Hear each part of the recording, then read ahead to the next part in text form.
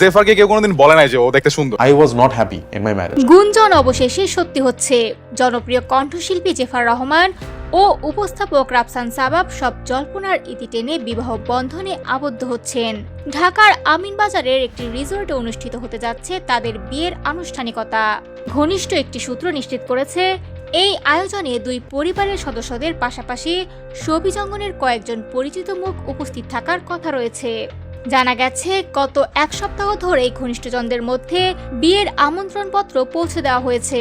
তবে বিষয়টি নিয়ে যোগাযোগ করা হলে কণ্ঠশিল্পী জেফার রহমানের পক্ষ থেকে এখনও আনুষ্ঠানিক কোনো মন্তব্য পাওয়া যায়নি।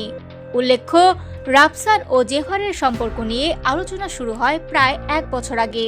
রাফসানের ব্যক্তিগত জীবনের একটি অধ্যায় প্রকাশ্যে আসার পর থেকেই তাদের নাম জড়িয়ে পড়ে নানা আলোচনায়। পরবর্তী সময়ে দেশে ও দেশের বাইরে বিভিন্ন জায়গায় একসঙ্গে দেখা যায় এই জুটিকে। বিশেষ করে গেল বছরের মাঝামাঝিতে থাইল্যান্ডের রাজধানী ব্যাংককের সিয়াম প্যারাগন শপিং মলে তাদের একসঙ্গে থাকা কিছু ছবি সামাজিক যোগাযোগ মাধ্যমে ছড়িয়ে পড়লে গুঞ্জন আরও জোরালো হয়।